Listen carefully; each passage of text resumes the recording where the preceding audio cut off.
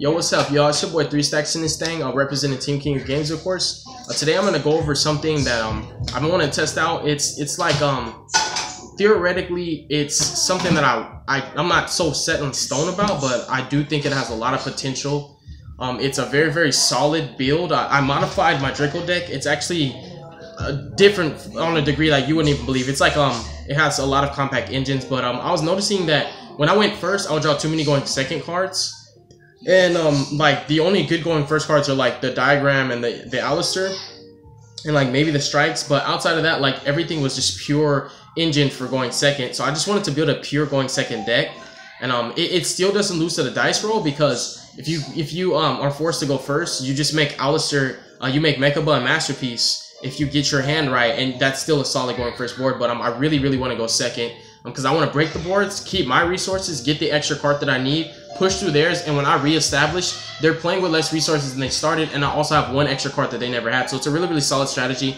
The Yu-Gi-Oh community has been doing it, so it's not like a trend that just started. It's been ongoing, but Draco decks never want to go second, but this Draco deck wants to. 2 copies of Master Penis, 1 Mariamne.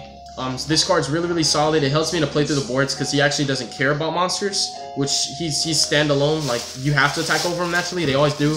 And that's why I like to keep Apocalypse in handy, because Apocalypse has the attack so they can't attack over him. And then you have the double layer protection with Apocalypse and Diagram. So he's still hard to get over. And he just don't care. Like, he's a really powerful boss monster. I've done Spell Trap just to break boards, just to pop and then pop again. He's just so good, man. And he's not even the win condition, or we can say the bread and butter of the deck. He's just a play that you can make that makes your opponent play around. Really, Alistair is the win condition. Like, if my opponent, for example, prohibitions Alistair the Invoker, I'm gonna be really sad. Like, this is the deck. I'm playing 2 of him because there's a new engine that I incorporated where my normal summon sometimes doesn't go to him, but overall I still want to see the card, so I just cut 1 of him, and then the blue boy. This is just the engine.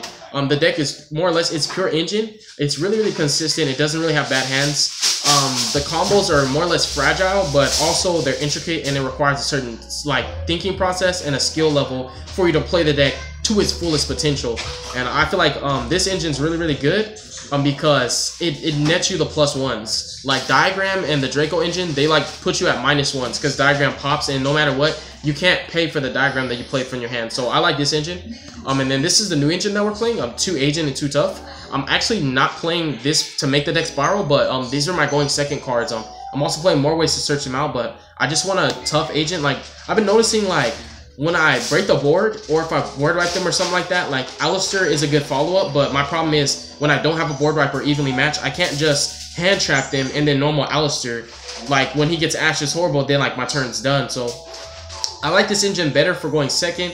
So if I'm going second and I have this, I might choose this over Alistair because you have the potential to break the board, and you know, you have the follow-up play of Alistair, you know, and if you open right, you can drop Masterpiece during their next turn and just finish the deal. Like, they're dead. But the Tough Agent is really strong. You just, you know, you normal the Tough, you pop a card, you reveal Agent, special him, pop another one. Then you can make Baguska, which we do play Baguska in this deck. You can make the double Helix. The double Helix combo is naturally what I go for. Unless I'm like having a really grindy game, then I'll just go Tough Agent and then Baguska and just stall it out and make Masterpiece. You know, I normally will do the Masterpiece off of return, specialing her, and then tribute it and keep Masterpiece Baguska because he don't care. Really solid engine. I like it. I really don't regret playing these cards. It's just still, I'm testing it out. I just want to see how good the cards do. I'm playing 2 of each because I really don't want to draw 2 of any of them. But I also play the Resort to search them out. 3 Gammas. This deck has so much food to bait out the Gamma. Not to bait the Gamma, but to force it through. Like, there are times I have Gamma and I'll literally play the backwards term, basically like the backwards order the way I'm supposed to play my cards. Like, for example, a card like I naturally want to play last because I don't want it to get Ash. I'll play it first because I know it's prone to Ash. It's a really good card, and that's where Gamma comes in handy. So I'll force my own Gamma through if I have to, because when you Gamma, you win. You Omega, you kill them. 3 copies of the Forehead. You just gotta play her. She's the only counter to Gamma, and Gamma counters every hand trap, so he's the best one to me. 3 Ogre. It's really strong. Next format, it's gonna be even better. Like, Ogre just saves my life. Like, hitting the graphs, hitting field spells, hitting like the monsters on the field that you really can't like attack over them. You just ogre them. It's really, really strong. I like Ogre a lot. Ogreing drone is still a thing. I like to hit the drone sometimes because Big Red and 1-for-1 are 1-ups, so they're less prone to have a combo extender as a 1-up in their hand than they are to, you know, just have, like, for example, their standard combo. So when you Ogre the drone, they normaled it and special super agent, so they basically have to have soul charge or 1-for-1 or like Foolish Burial, I think, and maybe like a Big Red. If they have any of the 1-ups, they can still do the combo, but with less resources and they waste their extender. But if they don't, then their turn's done. So Ogre's just, it's an amazing card. I would never not play it. And then 1 Maxi, it's the best hand trap, obviously. Well, no, it's not. Gamma's better than Maxi. I'm sorry, y'all. Maxi's not even a hand trap. It's the category of what they call it the God card. The Driver. Sometimes I draw it and I just use it for Invoked Fusion fodder. So it's still a really, really good card. Monster lineup is pretty fat, I know. But we need monsters to play, man. We really do. And then the next best thing, you know, is the spells. Oh, one of my cards here. But yeah, the spells, other than the monsters, the spells really is the bread and the butter of the deck.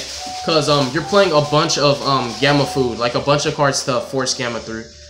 3 copies of Double D's. You play 2 Spyral Resort and 1 Magical Meltdown. Resort only has 4 targets.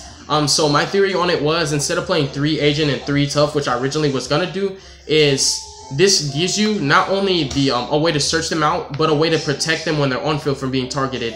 This also baits the Graph Trap in the Pendulum Magician matchup. This baits hand traps. This is one of the easiest ways to force your Cyphering Gear Gamma's effect through, so he resolves and you make Omega.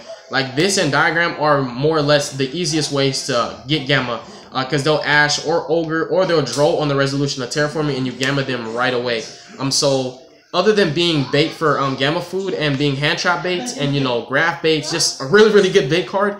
It's the protection, it's the searcher. It also recycles my Maxi, my Ash Blossoms. It recycles any monsters. Sometimes that actually does come up. So I just like that this and Cyphering Lord Omega help me out in the mid to late game, the grind game, because when you're like, most duels shouldn't last long, but when you're playing against good players that know what they're doing, the duel will last long. Because I'm a good player. I look at myself as, you know, I'm a pretty decent player, and when I'm playing a good player, the duels are gonna last long because we both know what we're doing, and no matter what answers we have, we just play around things. So I always go into grind games when I play good players, but obviously if you play scrub, you just OTK them. 3 copies of Optimus Prime. It's just to search everything out, and then the set rotation, because you have too many targets. I was already playing it before I was playing Resort, but now you have more targets, so it's even better. So you have like 7 Diagrams, 6 Resorts, 5 Meltdowns. It's really, really good, and it still plays around their field spells. It still plays around evenly matched. I feel like this card still it's a valuable card. I just don't play the other field spell, like for example Oracle. You're not playing this to lock them out of their field spell. You play it for an additional copy, and sometimes you'll set it as a trap. So for example, they'll activate Resort or Light Stage, then you'll chain this to the activation of Resort Light Stage before they use the effect, and then set a field spell over that, and then they wasted a card, and now they can flip the field spell I give them. Yeah, it can be activated, but mine is still set, so they can't play another one. So it's still a trap. And then you have 2 copies of Secrets, 2 copies of Knowledge. The engine's really, really good. You got a lot of food for it, and this is the better +1 than Desires, because I can't afford to banish a lot of my 1-ups. I play too many 1-ups, and also this engine, it's a lot better to me. It provides more deck thinning, and it just gives me different lines of play. I admit sometimes I have no normal summon, and this card in hand, it becomes a normal summon and a draw too, so it's still the +1 of Desire, so I like it better. I wouldn't play this and Desires, because Desires just really isn't good in this deck. It just, like I said, too many 1-ups. I play 1 Disciple and 1 Heritage. I don't like multiples of the card, but I love the cards. They have 3 effects. Hold on, David. They're really, really good cards. Making Masterpiece unaffected by spells is obviously really good. Popping back rolls is good. Drawing cards is good. Additional Tributes is good. Like, they're really, really, really good cards. There's like nothing bad about them. The only thing is, since I'm only playing the Masterpiece, I don't see the need for playing more of these, because you already have 4 targets and you have the diagrams to search them out. So you have 4 different ways to attribute your Masterpiece. And then the board wipes, because I always want to go second. So I main Dark Hole and Raigeki. Originally I was just maining Raigeki, but now we're playing Dark Hole. Because you want to open up with Dark Hole, Raigeki, evenly matched, or Tough with the Terraforming, or Tough with the Resort, or just like Terraforming, Resort, or Agent with the combination of any of them.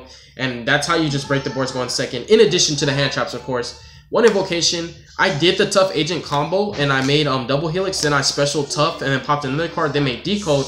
I played Diagram, and I popped Alistair from my hand, put it in the grave. I had a dead invocation. I only played one, and I happened to drew it. I happened to draw it. I drew Diagram, Alistair, Invocation, Tough Agent, and I had Ash, but I already ashed them.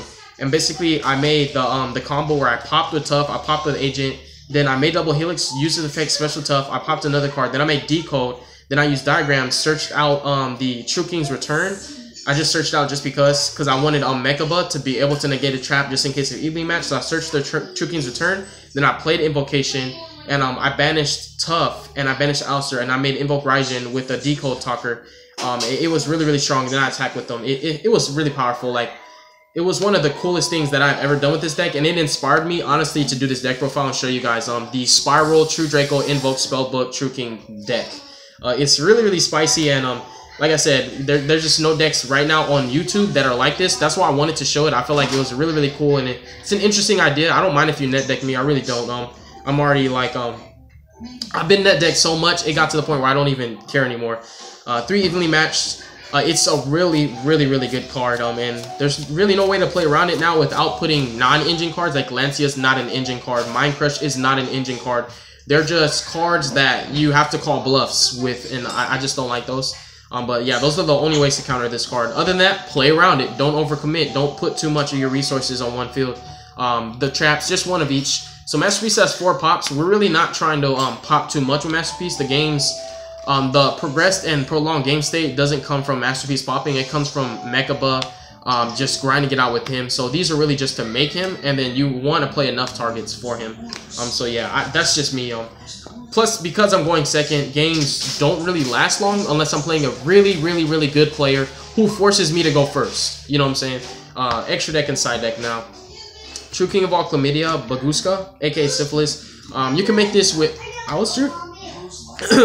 Like, the way you can do it without Tough and Agent is you Alistair, you make this, you lock them out, and then next turn you normal Alistair, you overlay for this, you have Invocation in hand, so when Baguska goes, you can make something else. Or you can just Tough Agent, make Baguska when there's like a really, really awkward game state, and it's like, dang, I can't get far enough with the double Agent combo, so Baguska. Double Omega to hand wave them. You do the Gamma and the Epsilon for Trickstar, so you make double Omega, or you just Gamma twice to move double Omega. Like, there's a lot of ways you can do it.